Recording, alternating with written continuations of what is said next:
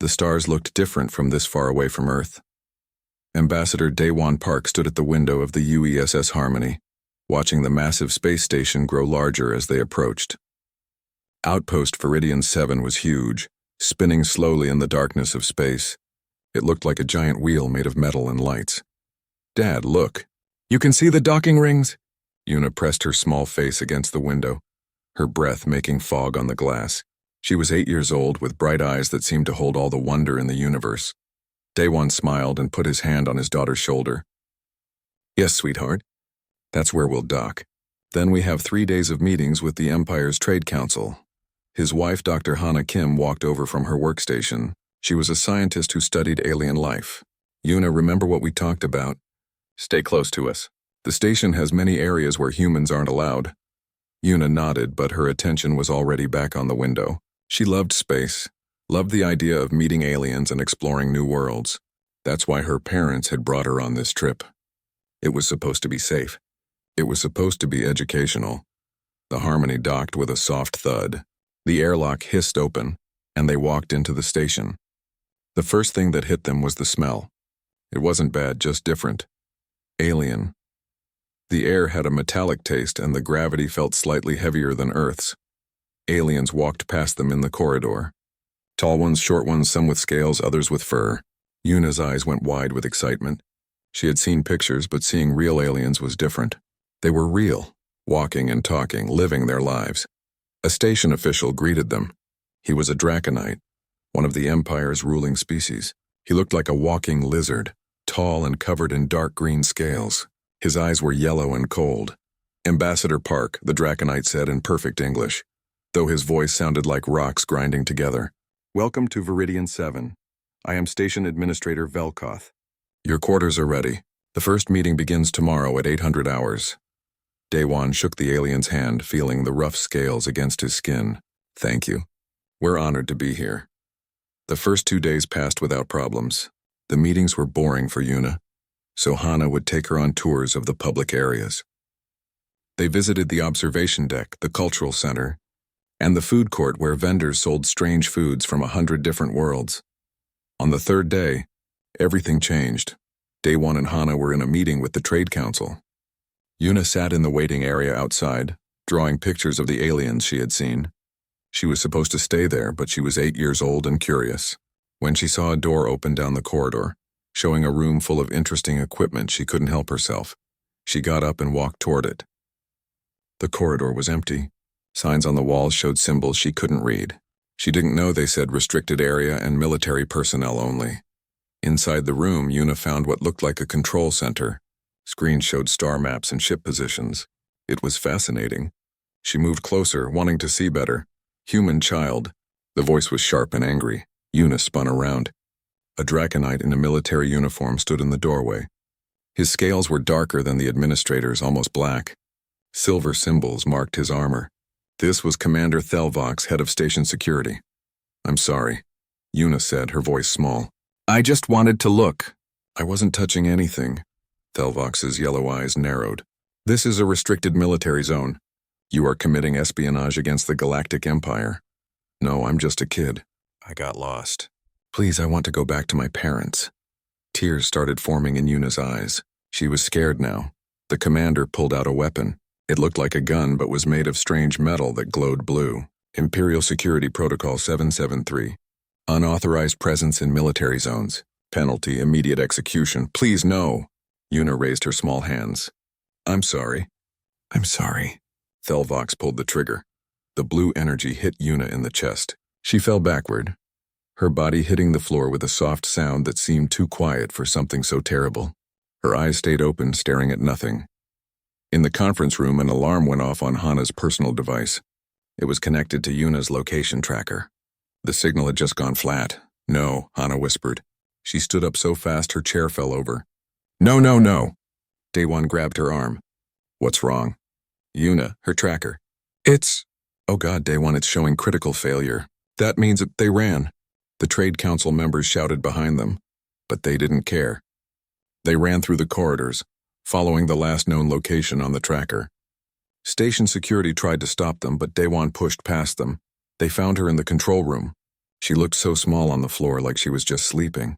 But she wasn't sleeping. She would never wake up. Hana's scream echoed through the station.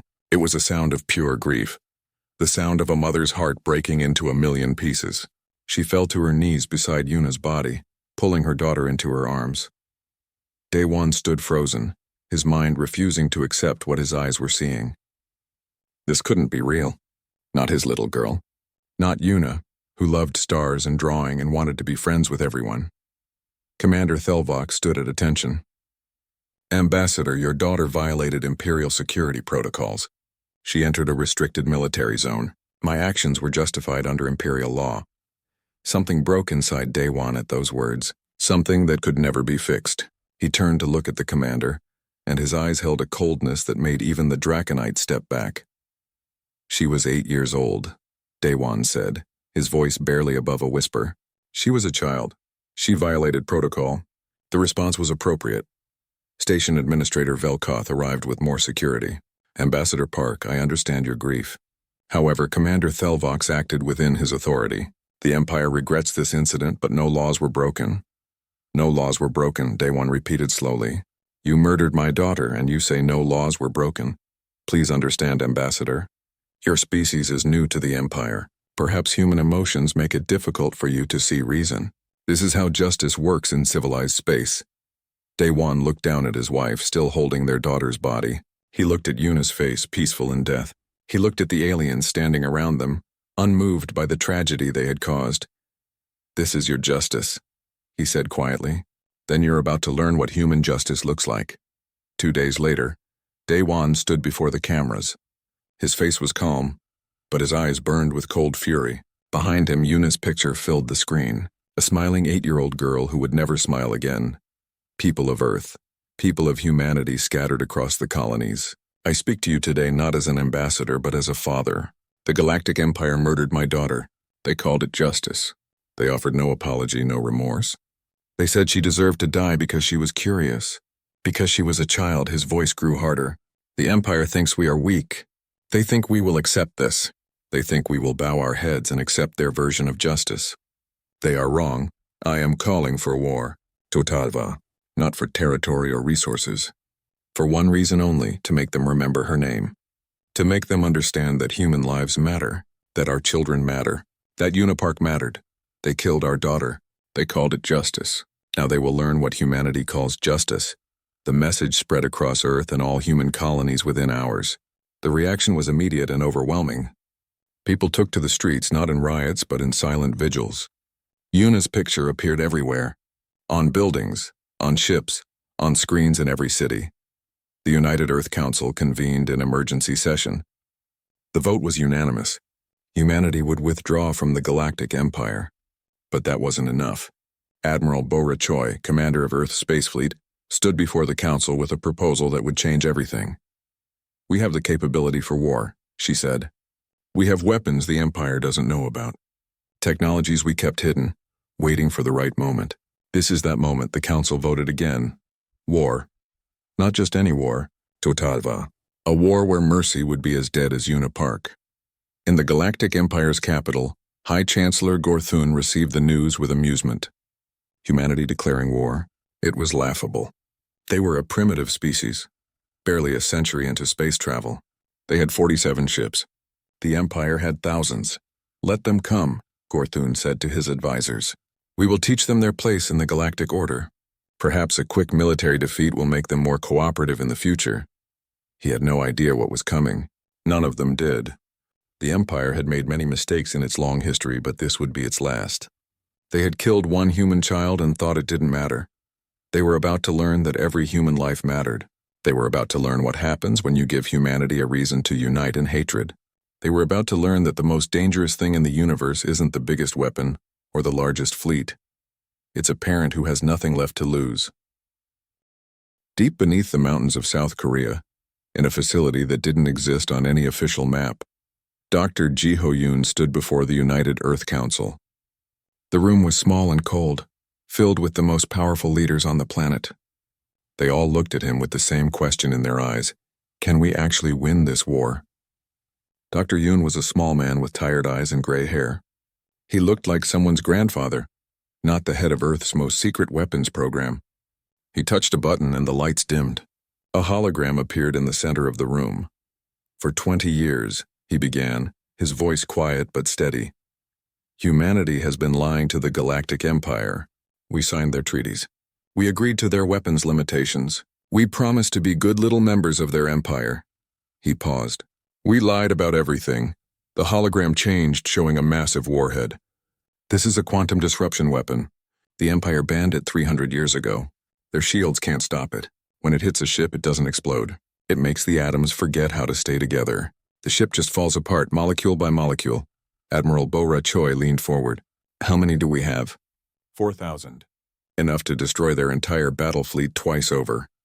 The hologram shifted again, showing what looked like tiny machines, biological nanoagents. They're so small you can't see them without a microscope. We've designed them to target every major species in the Empire.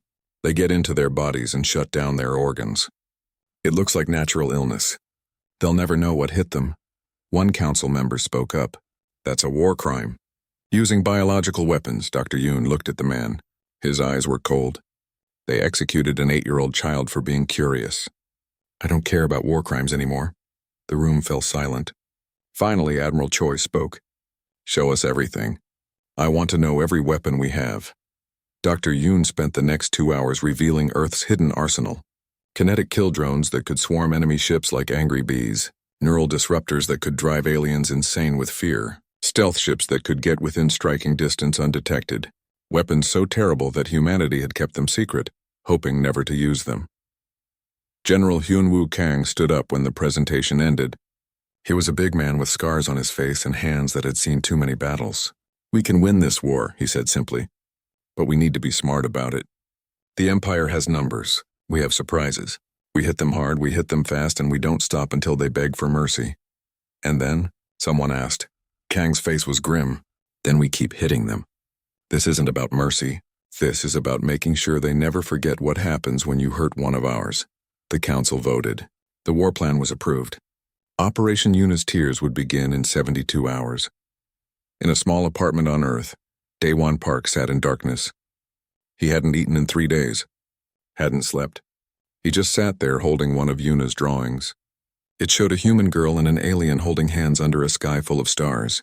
She had drawn it the day before they left for Viridian 7. The door opened. Hana came in. She looked as broken as he felt. She sat beside him without saying anything. They stayed like that for a long time. 2 parents mourning a child who should still be alive. They're going to make him a hero, Hana finally said. Her voice was empty. Commander Thelvox, I heard it on the news. The Empire is promoting him. They say he showed strength and decisiveness. Daewon's hand tightened on the drawing. I know.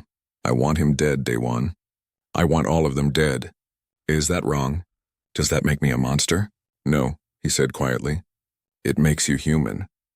3 days after the council meeting, Captain Minji Seo stood in the cargo bay of a stealth ship. Around her were 11 other soldiers, the best special operations troops humanity had. They wore black armor and carried weapons that hummed with power. Listen up, Minji said. Her voice was calm, the voice of someone who had done this 100 times before. Outpost Viridian 7 is our target. We're going to slip past their defenses, plant these devices throughout the station, and then we're going to send a message that the whole Empire will hear. She held up a small device. This is a neural disruptor. Low setting makes you feel fear. Medium setting drives you crazy. High setting, well, you don't want to know what high setting does. Commander Thelvox is going to experience high setting. The whole Empire is going to watch him die slowly and in agony. One soldier raised his hand. Captain, is this really what we're doing? Torture? Minji looked at the young man. She pulled out her own copy of Yuna's picture. Every soldier had one. He killed an 8-year-old girl. He shot her down like she was nothing. Yes, this is what we're doing. Anyone have a problem with that? No one spoke. The stealth ship approached Viridian 7 in the middle of the station's night cycle. To the Empire sensors, they were invisible. Their technology was decades ahead of anything the aliens had. The Empire had laughed at human science. That was another mistake. Minji and her team docked at a maintenance port. They cut through the lock in seconds and slipped inside. The station was huge, but they had studied the maps for weeks. They knew every corridor, every camera, every patrol route. Moving like ghosts, they placed their devices. Each one was connected to the station's communication system. When activated, they would broadcast everything on every channel the Empire used. Every screen in Imperial space would show what happened next. They found Commander Thelvox in his quarters. He was sleeping, probably dreaming of his promotion. Minji stood over him, looking down at the alien who had murdered a child. She felt nothing but cold purpose. "Wake up," she said. Thelvox's eyes snapped open. He reached for his weapon, but Minji was faster. She pressed a gun to his head. "Don't move. Don't make a sound." They dragged him to the same control room where Yuna had died. It seemed fitting. Minji activated the broadcast. Every screen in the Empire lit up with the feed from Viridian 7. "My name is Captain Minji Seo of Earth," she said to the camera. "This is Commander Thelvox. He murdered an 8-year-old human girl named Yuna Park. He said he was following orders. He said it was justice." She held up the neural disruptor. "Now he's going to learn what human justice feels like." She activated the device. Thelvox started screaming immediately. The neural disruptor made his brain experience every fear, every terror, every nightmare all at once. But that wasn't the worst part. The worst part was that it made him feel what Yuna had felt, the confusion, the fear, the desperate hope that someone would save her. It lasted 10 minutes. To Thelvox, it felt like years. When it finally ended, he was a broken thing, crying and begging for death. Minji looked into the camera. "This is mercy. What comes next won't be." She and her team evacuated the station, taking only the non-Draconite personnel. They left the 3,000 Draconite soldiers and officers on board. Then, from a safe distance, they activated the quantum disruption warhead. Viridian 7 simply stopped existing. One moment it was there, a massive structure spinning in space. The next moment there was nothing but expanding clouds of atoms that had forgotten how to be metal and flesh and life. The broadcast ended. Across the Galactic Empire, billions of aliens stared at their screens in shock. They had just watched a commander of the Imperial military tortured and killed. They had just watched a station with 3,000 soldiers destroyed like it was nothing. High Chancellor Gorthun summoned his military advisors. "This is terrorism," he declared. "We will respond with overwhelming force. Send the Third Fleet to Earth. We will occupy their planet and teach them respect." Admiral Zex Torian, commander of the Third Fleet, accepted the assignment with confidence. He had 200 warships, including 12 massive dreadnoughts. Each one was kilometers long and carried enough firepower to level a continent. Earth had 47 ships. This would be quick. But on Earth, Admiral Choi was smiling. It was not a nice smile. "They're sending their fleet straight to us, perfect. General Kang, is the trap ready?" Kang nodded. "The Sol system is a minefield. They just don't know it yet. Good, let them come. Let them think they're going to teach us a lesson." Choi looked at the star map showing the approaching Imperial fleet. "They still don't understand. They killed one of our children. Now we're going to kill all of them." In his apartment, Daewon Park watched the news coverage of the Third Fleet's departure for Earth. Hana stood beside him. They both knew what was coming. They had seen the battle plans. "Is this what Yuna would have wanted?" Hana asked quietly. Daewon was quiet for a long moment. "No, she would have wanted peace and friendship. She would have wanted to show them that humans and aliens could be friends." He looked at his wife, but they didn't give her that chance. "They took her from us, so now they get war." Hana nodded slowly. "Good, because I want to see them burn." The Third Fleet entered the Sol system 3 days later. Admiral Zex Torian looked at the small human fleet waiting for them and laughed. "This will be easier than I thought." It was the last time he would laugh. The Third Fleet of the Galactic Empire emerged from hyperspace at the edge of the Sol system. 200 warships appeared in perfect formation, their hulls gleaming in the light of distant stars. Admiral Zex Torian stood on the bridge of his flagship, the Emperor's Glory, and felt satisfied. This was power. This was might. This was the Empire showing a primitive species its place. "Scan the system," he ordered.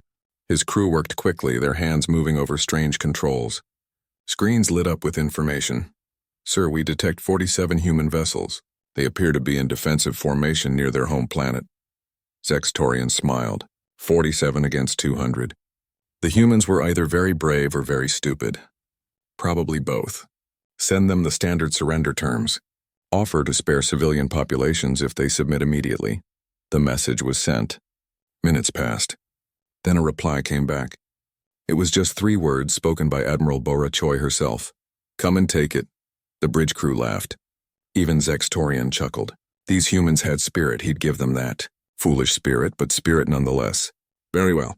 Fleet advance. Attack formation. Let's end this quickly. The third fleet moved forward like a great metal wave. Their engines burned bright, pushing the massive ships toward Earth. They passed through empty space, heading toward the inner system where the human fleet waited. Then they entered what looked like an asteroid field. Asteroids detected, sir. Should we adjust course? No, our shields can handle a few rocks. Maintain course. The first asteroid split open. Then another. Then another. Within seconds, thousands of small objects erupted from what they thought were rocks. They weren't asteroids at all. They were weapons platforms disguised and waiting. Sir, multiple contacts. Thousands of them. Zextorian leaned forward. What are they? Unknown. They're swarming us. The kinetic kill drones hit the fleet like angry insects. Each one was small, barely the size of a human fist, but there were millions of them. They didn't try to destroy the ships. That would be wasteful.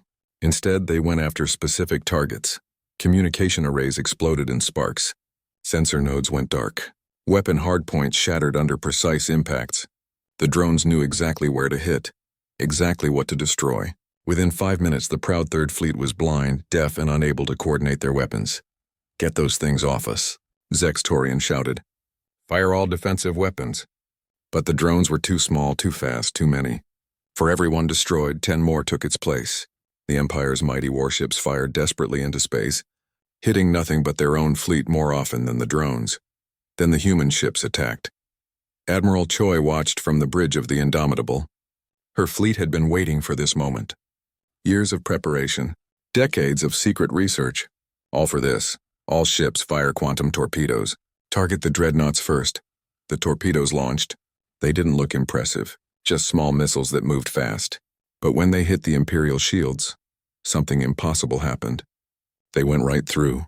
The Empire's shields, which had protected them for 1,000 years, might as well have been made of paper. The first dreadnought, the pride of Draconis, took 3 direct hits.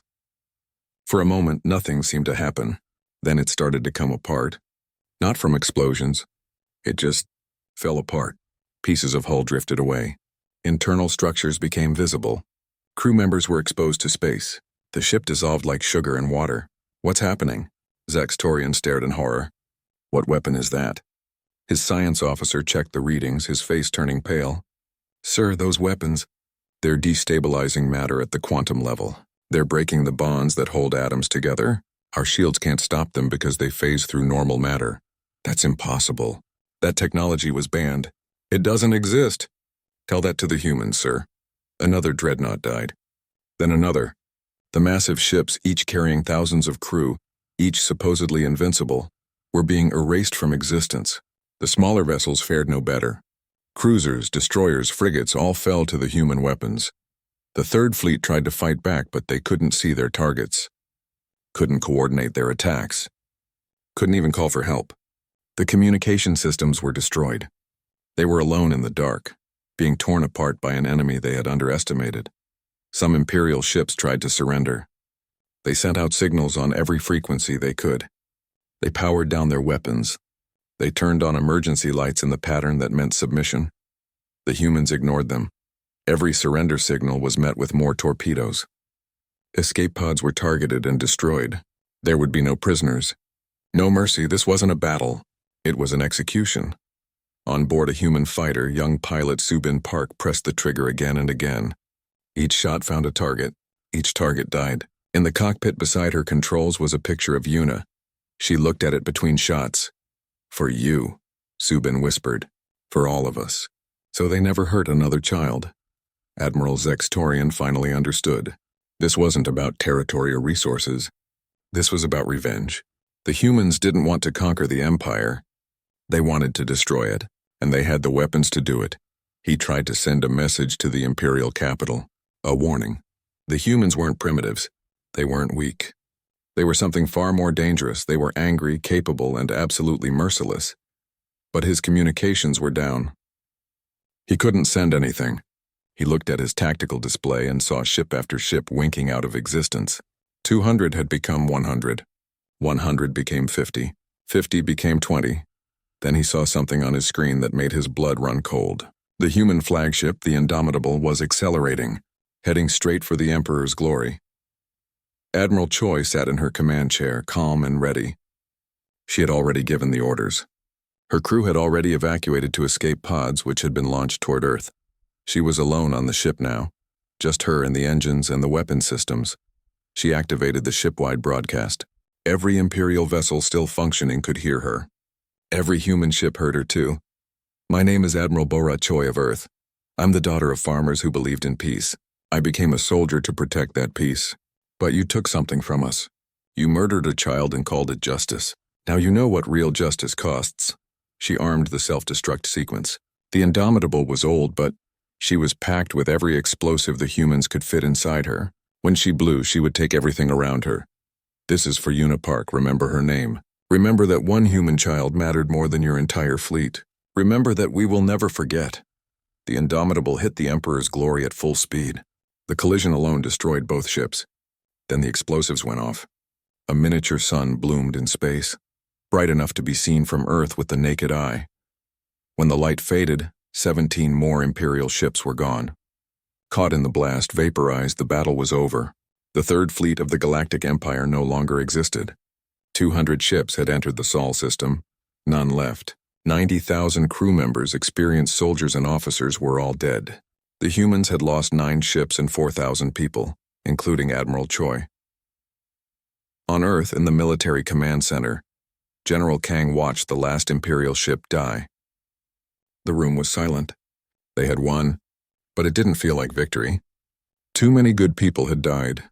Choi had been his friend. Vice Admiral Sang-Ho Lee stepped forward. He was a quiet man, known for his cold efficiency. "Sir, I'm ready to assume command of the fleet." Kang nodded. "The Empire will respond to this. They'll send more fleets, bigger ones. Let them," Lee said.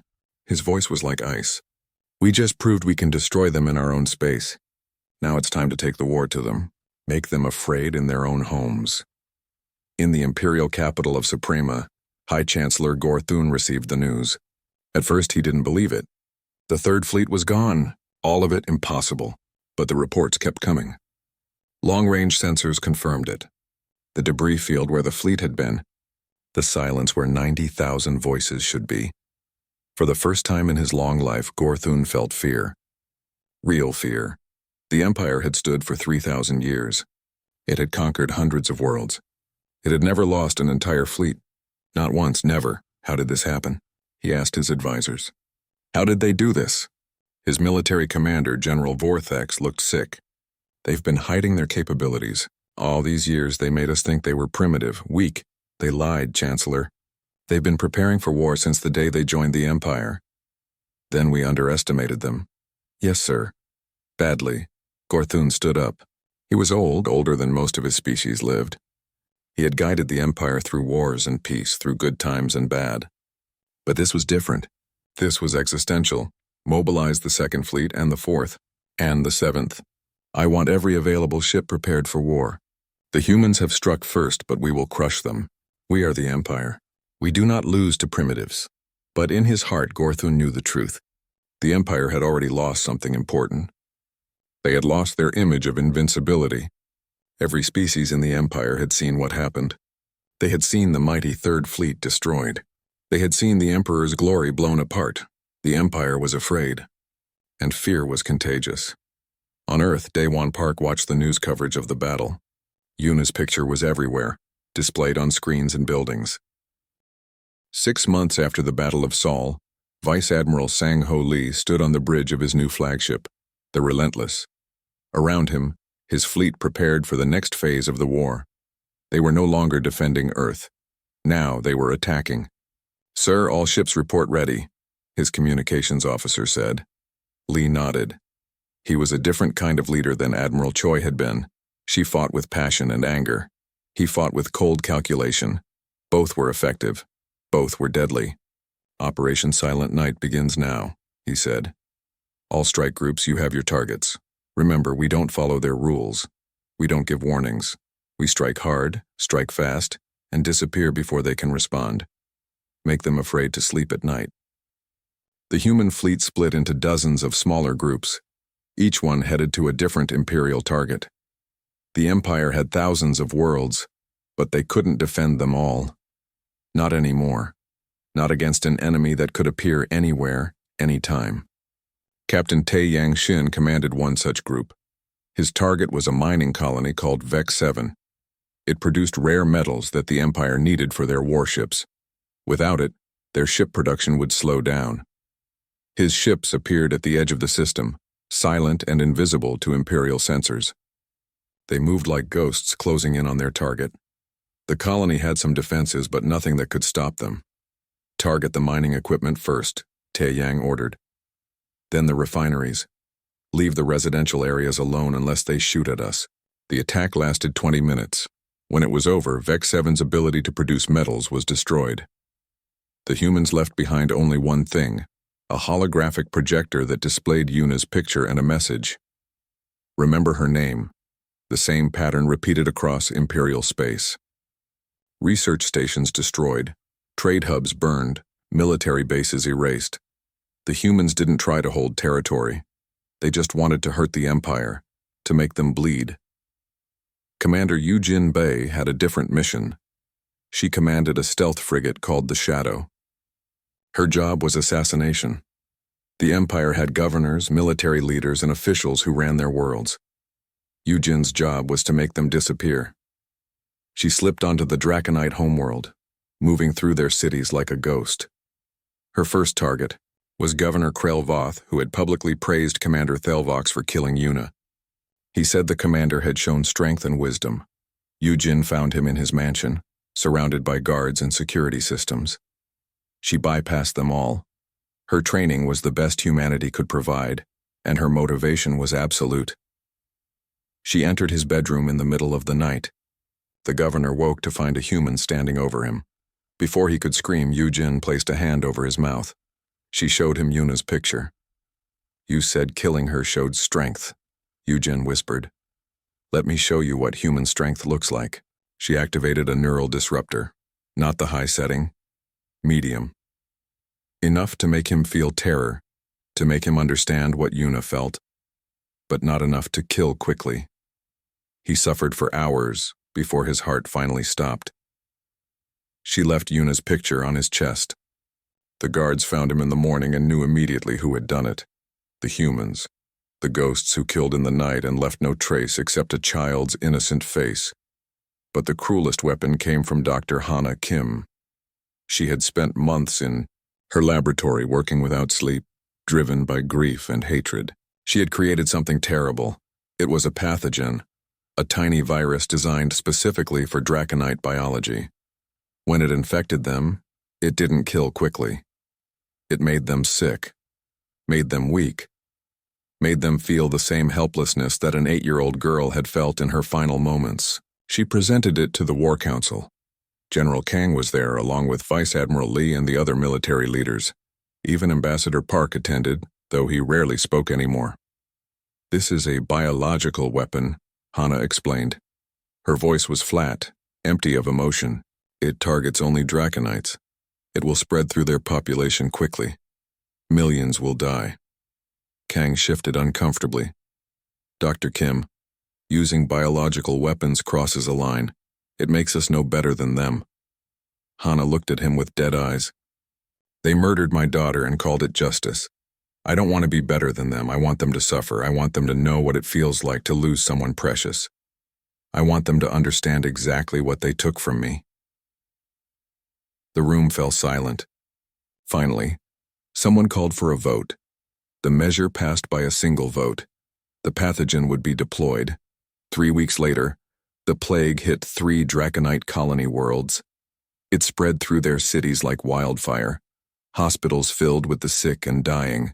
Parents watched their children suffer. The strong Draconites who had ruled the Empire for centuries were brought to their knees by something they couldn't see or fight. The Empire was horrified. They called it a crime against all civilization. They begged other species to help them, to condemn humanity's actions. But no one answered. Every species in the galaxy had seen what started this war.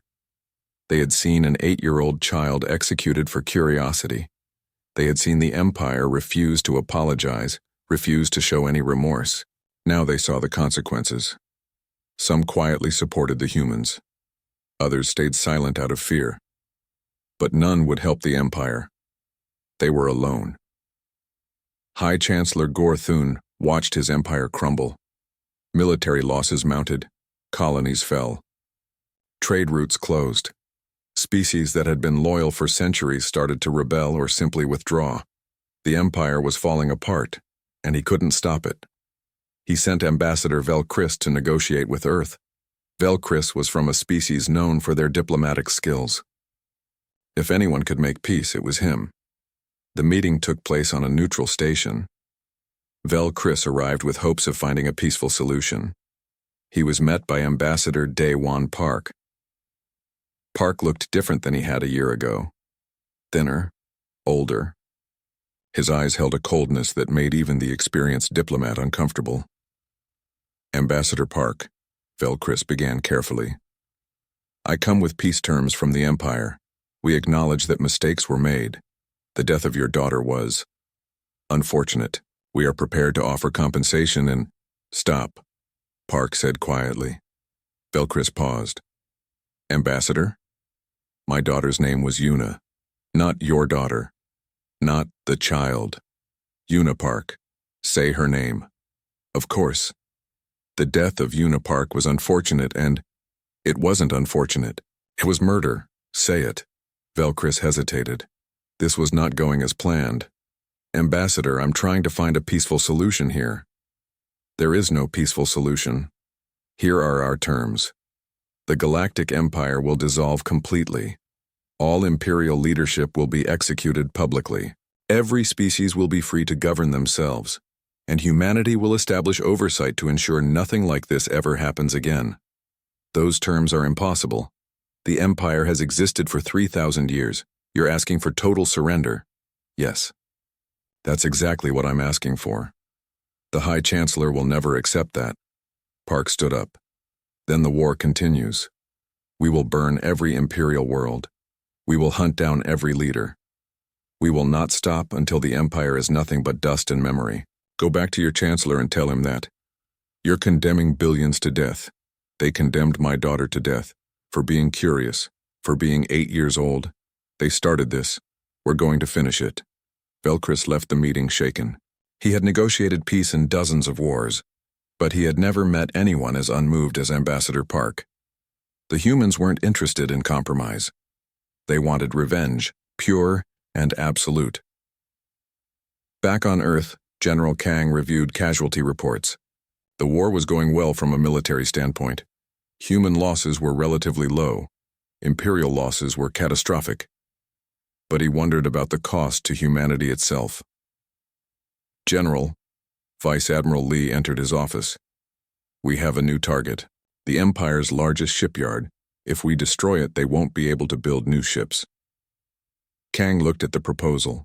The shipyard was massive, employing hundreds of thousands of workers. Most of them were civilians. How many casualties?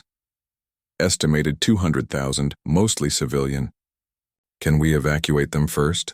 Lee shook his head. That would give them time to move their equipment. We'd lose the element of surprise. Kang was quiet for a long moment. Then he signed the order. Do it.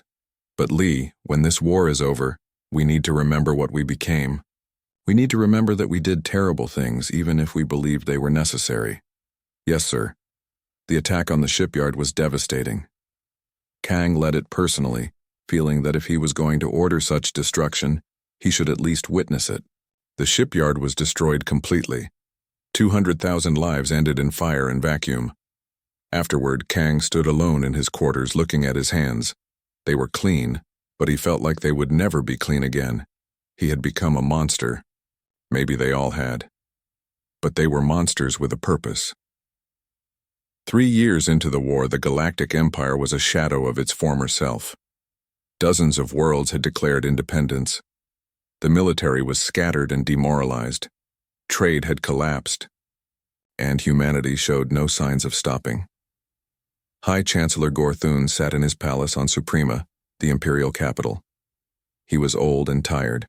His advisors were gone, fled, or dead. His military was broken. His empire was dying. He thought about how this started. A child had died, just one child. At the time it seemed so small, so unimportant. Now he understood. That one child had been the spark that burned down an empire. His last advisor entered. "Sir, the humans are coming. A massive fleet. They're heading straight for Suprema." The Battle of Suprema lasted 3 days. The Empire threw everything they had left at the human fleet. Old ships pulled from museums, civilian vessels armed with whatever weapons they could find, even personal spacecraft piloted by volunteers who knew they were flying to their deaths. It wasn't enough. It had never been enough. Vice Admiral Lee's fleet cut through the Imperial defenses like they were paper. The quantum torpedoes, the kinetic drones, the weapons humanity had kept hidden for so long, all of them proved unstoppable. Ship after ship fell. Station after station went dark. General Kang led the ground assault personally. He felt he owed it to the soldiers to be there with them for the final push. His forces landed on Suprema with overwhelming power. The Imperial Guard fought bravely, but bravery wasn't enough against superior technology and absolute determination. Building by building, street by street, the humans took the capital. They left nothing standing that represented the Empire. Monuments were destroyed. Government buildings burned. The physical symbols of imperial power were erased from existence. On the second day, they reached the Imperial Palace. It stood on a hill overlooking the city, a massive structure of white stone that had stood for 2,000 years. Kang stood before it, looking up at the ancient walls. "Sir," one of his officers said, "we can bombard it from orbit." "Level it in minutes," Kang shook his head. "No, we go in." This ends face to face. They found High Chancellor Gorthun in the throne room. He sat on his ancient seat of power, wearing his ceremonial robes. No guards, no weapons. Just an old alien waiting for death. Kang expected to feel satisfaction, victory. Instead, he felt tired. "High Chancellor Gorthun, you are charged with crimes against humanity. You will stand trial." Gorthun's laugh was bitter. "A trial? Why bother with the pretense? You came here to kill me, so do it. Because we're not like you. We believe in justice, not just revenge. Justice?" Gorthun stood up slowly. He looked old and broken. "You destroyed my empire. Killed billions. Used weapons that violate every law of civilized warfare. And you call it justice? You murdered an 8-year-old child and called it law. Yes, this is justice." They took Gorthun into custody. The trial was held 3 days later in a temporary court set up in what remained of the capital. The judges were Ambassador Park, Dr. Hana Kim, and 3 representatives from species that had suffered under imperial rule. The trial lasted 3 days. Witnesses testified about imperial crimes, about the casual cruelty, about the lives destroyed by their arrogance, about Yuna and thousands of others who had suffered. Gorthun listened to it all. On the final day, he was allowed to speak. "I won't ask for mercy," he said. "I don't deserve it. I knew what Commander Thelvox did. I could have punished him. I could have apologized. Instead, I promoted him. I thought your species was too weak to matter. I was wrong about many things." He looked at Ambassador Park. "If I could undo that day, I would. But I can't, so I will accept whatever punishment you give. Just know that I finally understand. Every life matters. Every child matters. I learned that too late. The verdict was unanimous. Guilty. The sentence was death." Dr. Hana Kim administered the execution personally. She used the neural disruptor one final time, but she didn't set it to cause pain. She set it to make Gorthun experience something else. Memory. He experienced every death caused by his empire. Every child who died in his wars. Every innocent crushed under his rule. He felt their fear, their pain, their last moments. The device made him understand, truly understand, what his empire had cost. It took hours. When it ended, Gorthun's body was lifeless, but his face showed something unexpected. Not fear, understanding, perhaps even relief. Hana looked down at him. "Now you know what one child's death feels like, multiplied by millions. Now you understand the war was over. The Galactic Empire ceased to exist. In its place, humanity established the Terran Accord, a new government based on principles of equality and protection. Every species would have a voice. Every life would matter, and Earth would ensure no one ever forgot why these changes were necessary. But the cost had been terrible. Billions dead across hundreds of worlds. Entire species extinct. Whole civilizations destroyed. Humanity had won, but they had also changed. They were no longer the hopeful, peaceful people who had first reached for the stars. 5 years after the war ended, Ambassador Daewon Park stood in a quiet garden on Earth. In the center was a statue of Yuna, looking up at the stars with wonder in her eyes. The inscription read, "Yuna Park, 8 years old. She died so humanity would never bow again." A young reporter approached him. She had been just a child when the war started. Now she was writing a history of those terrible years. "Ambassador Park," she said carefully, "was it worth it? All those deaths, all that destruction, was it worth it for one child?" Daewon was quiet for a long time. He looked older than his years, worn down by grief and guilt and the weight of what he had helped create. "My daughter was 8 years old," he said finally. "She loved drawing pictures of aliens. She was excited to meet them, to make friends across the stars. She believed in peace and understanding. Would she have wanted this war? No, she would have been horrified by what we did in her name. Then why? Because they didn't give us a choice. They killed her and called it justice. They offered no apology, no remorse. They thought we would accept it, that one human life didn't matter. So we showed them that every human life matters. We showed them what happens when you hurt one of ours." He touched the statue's base gently. "Was it worth it? I don't know. But I know that no one will ever again think they can hurt a human child without consequences. The galaxy learned that lesson in Blood and Fire. Maybe that's Yuna's real legacy. Not the war, but what came after. A galaxy where every child of every species is protected." The reporter nodded slowly. "What do you think she would say if she could see what happened?" Daewon smiled sadly. "She would tell us to be better, to be kind, to remember that other species have children too. And she would be right. That's why the Accord exists. That's why we're trying to build something better from the ashes." Across the galaxy, humanity's reputation had changed forever. They were no longer seen as weak or primitive. Now they were respected, feared, and approached carefully. Every diplomat, every trader, every species that interacted with humans did so with the understanding that they were dealing with a people who would protect their own at any cost. Dr. Hana Kim had retired from public life after the execution.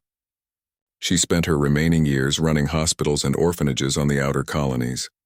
She never spoke about the war. She just tried to heal, to help, to create life instead of ending it. But at night she still saw Yuna's face, still heard her daughter's laughter. The pain never truly went away. General Hyun-Woo Kang became the first Supreme Commander of the Terran Accord military. His first act was to establish what he called the Yuna Protocol. Any aggression toward human civilians, especially children, would be met with immediate and overwhelming response. The galaxy learned that the protocol wasn't just words. It was a promise written in the ashes of the Galactic Empire. Vice Admiral Sang-Ho Lee, now Fleet Admiral, oversaw the reconstruction efforts. He was surprisingly fair to species that hadn't fought against humanity, but he showed no mercy to those who had. Under his watch, the galaxy was rebuilt, but it was a galaxy that understood human power and human determination. 10 years after the war, in a classroom on Mars, a teacher told students about the conflict. A young boy raised his hand. "Teacher, why did we fight so hard for just one person? Billions died. Wasn't that too much?" The teacher, a veteran of the Battle of Seoul, walked to the screen and displayed Yuna's picture. A smiling 8-year-old with stars in her eyes. "Look at her," the teacher said. "Really look at her. She wasn't just a number or a statistic. She was someone's daughter, someone's friend, someone's hope for the future. She had dreams and fears and a whole life ahead of her. The Empire took that away and called it acceptable." The students looked at the picture in silence. "We didn't fight for one person," the teacher continued. "We fought for the principle that every single life matters. Yuna's life mattered. Your lives matter. The life of every child on every world matters. The Empire forgot that. We made sure the galaxy would never forget again. Did we do the right thing?" Another student asked. The teacher was quiet for a moment. "That's a question historians will debate for centuries. We did terrible things. used terrible weapons, killed billions. But out of that horror came a galaxy where children are protected, where every species has rights, where no one empire can decide that some lives don't matter. So was it right? I don't know. But I know it was necessary, and I know that Unipark's name will never be forgotten. The class ended. The students filed out, talking quietly among themselves. Through the window, they could see the memorial fleet passing overhead. Every ship bore a name. The lead vessel was called the UESS Unipark, never forgotten. In the years that followed, the Terran Accord grew strong. New species joined willingly, attracted by promises of equality and protection. The old ways of the Empire were gone, replaced by something better, though built on a foundation of blood and sacrifice. Humanity's reputation as both protector and warrior spread across the galaxy.